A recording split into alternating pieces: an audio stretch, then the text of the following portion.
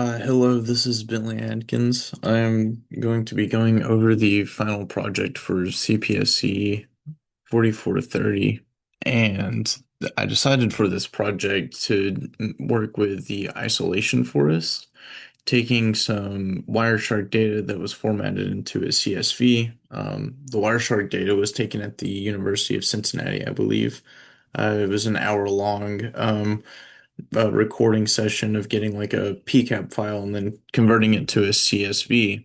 Um, and then this project is taking that data and then implementing the isolation forest, which is essentially a forest or a binary tree that searches for outliers. So anything that's an outlier is essentially an anomaly. And how it does it is by looking at the data and taking the amount of splits and short splits to get an attribute outside of a large cluster of data points. Essentially, it is the identifier for whether or not that is an anomaly. Um, so I'll go ahead and just kind of start here. So I just imported some libraries, pandas for data frame, matplotlib for the visualization. I used the NP for creating a sigmoid function because I wanted the data to be normalized. So I put it into a score between 0 and 1 because originally it was anything that was above 0 was um, a anything above 0 was not the anomaly, and then anything below was. But now it's anything between 0 and 1, and we'll kind of go into that a little bit further.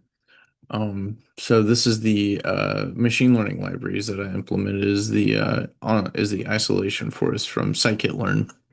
And there's some documentation for that online, and I included some articles on the isolation forest and the documentation for the parameters whenever I wrote the technical paper.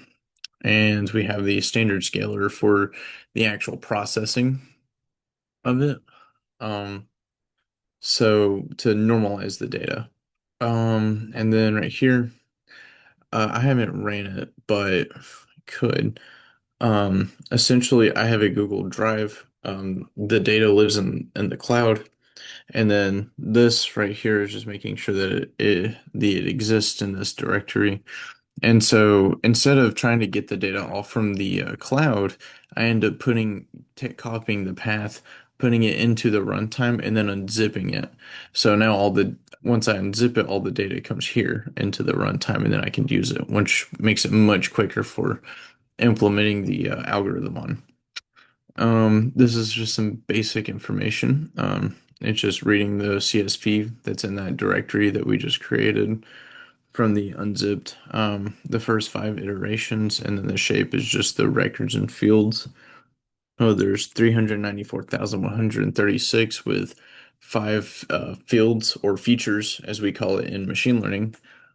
Um, and so one of the biggest parts of this was needing to be able to feature engineer because feature engineer makes data out of data. And the more data that we have, especially for a isolation force, is really good. It's almost a must because with the five current features isn't enough to do that. So um, this right here drops any of the NAs in the subset that it sees, and then does the apply is an instance on that object for the source IP and the destination IP. And then right here is where we get into the actual engineering of features. So the first feature that I had worked on creating was taking the timestamp, which you'll see right here, for each, essentially like an epoch. I wanted to know the interval between the next instance. So between this, like for example, like maybe between this record and this record, what was the distance between them, the time that it took for the next one to appear? Because that can also be a big deal, especially if you're working with something like protecting against DDoSing, where they're pinging using a bunch of servers to ping your device and then causing it to get overwhelmed. You would Having that interval time makes it a bigger deal, and it can also help with detecting an anomaly. So essentially, it groups the source IP and the timestamp, um, which is the user's IP that's trying to ping the destination. This just takes the difference and then it fills any null values with zero. And then this checks if it's a safe octet, which octet is this last part right here. Is these are each an octet, and there's four. It's usually x dot x dot x dot x, or really common as 192.168 dot x dot x. But we use the last octet to check whether or not it's safe. So this splits, and then -1 is of course a reverse. So make sure that it's right, and if it's not, then it turns to zero. We try that.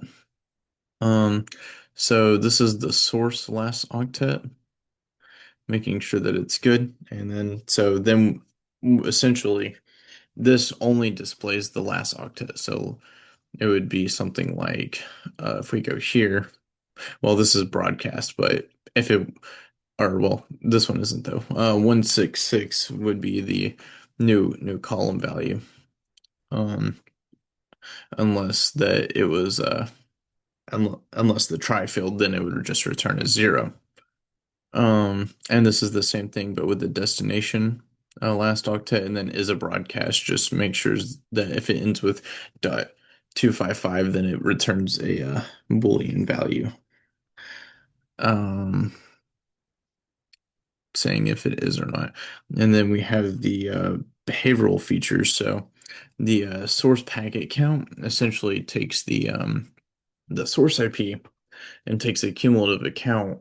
So what that essentially means is how many times does that source IP appear, and then it puts a counter beside it. So it's cumulatively counting each source IP that appears, and then the unique uh, destinations per source. So if you have a source and then a unique destination, then it will store it here, and then it will add to it and transform. So, and this isn't already numeric, so this one's just going to return the same thing. So it's just making more data, honestly.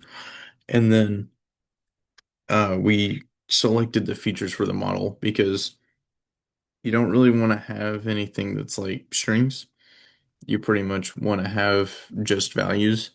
So we just use these features specifically, which were a lot of the ones that we had engineered. And so our X, of course, because we have a X and well, I guess this is not even, I guess. This is an unsupervised model, so we don't have a label. So we just take all of the data, store it in X, and then this is the library that I had pulled, which is the scalar. So it fits and transforms our X trained data, and now we have scaled X data. And then we want to make a variable for model, the isolation force. So the N estimators is essentially how many trees there are. The contamination is a percentage of what is essentially anomaly. So like looking at this, the 1% of outliers in this whole data set would be will be pinged as an anomaly. And then random state 42 is a kind of a standard. It's just the state that you're testing in. And then so we fit our data around the X, and then we just create a couple new columns, which takes our the prediction for each one, and then we also have an anomaly score. So the anomaly score is really good because that was whenever I had mentioned that we take that 0 and 1. Or well, originally we had between that like negative anything below 0 was not good, and anything above was okay. But we don't want that. I think between 0 and 1 is much easier to understand. So this is just a simple sigmoid function for the anomaly score, and just turns into a value between 0 and 1 for the anomaly score. And this just essentially is just printing out how many anomalies were detected. -1 means that it was an anomaly, and 1 means that it was just a plain +1 means that it was not an anomaly, and takes the sum. And then this just prints the all of the anomalies out here, but based off of these these columns here. But if you download the CSV, it includes a lot. Um, I can actually run it just to show. And then we have the count of the anomalies, and then this is our figure. We made a bar chart with a normal means 1, -1 is a anomaly. And you take the value counts for the y, and then we used sky blue and salmon as our colors. And I don't think I need to explain the rest of this. It's all just part of the visualization, but you can see um, this is the traffic type. So we have a -1 and a 1, and this is the 1% I had mentioned here when we anticipate here. So yeah, actually, let me see. Let me run this. Let me run this so I can show the CSV file.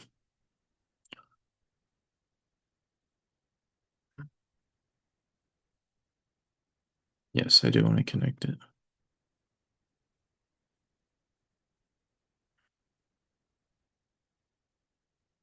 And this shouldn't take too long once we get started here. Started into it.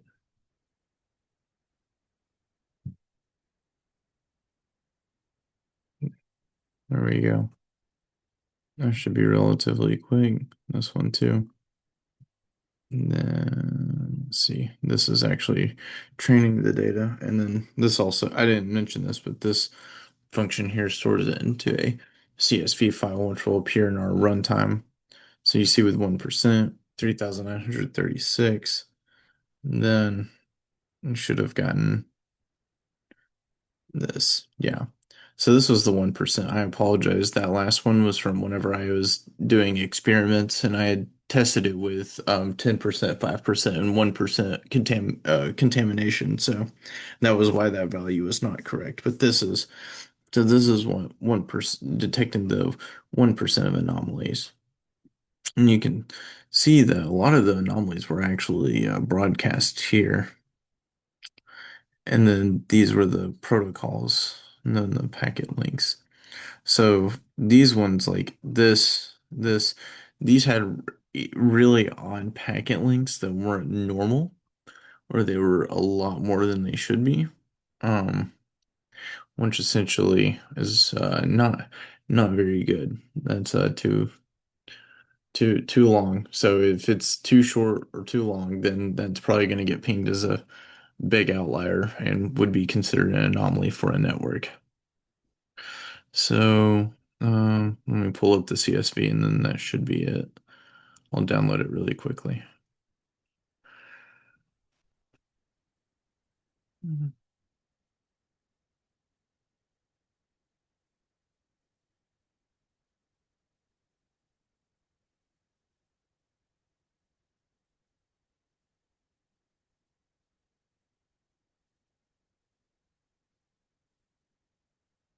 There we go. Hold on. It's not loading.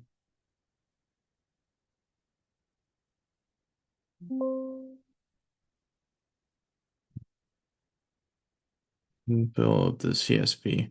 And so now you can see here, um, the ones are representing that it's not an anomaly, but the negative ones are an anomaly. So you see anything that's below 50 Anything that's equal to or greater is a 1, but anything below 50 is a anomaly. So, okay. I think that's going to do it for this assignment, but I appreciate it.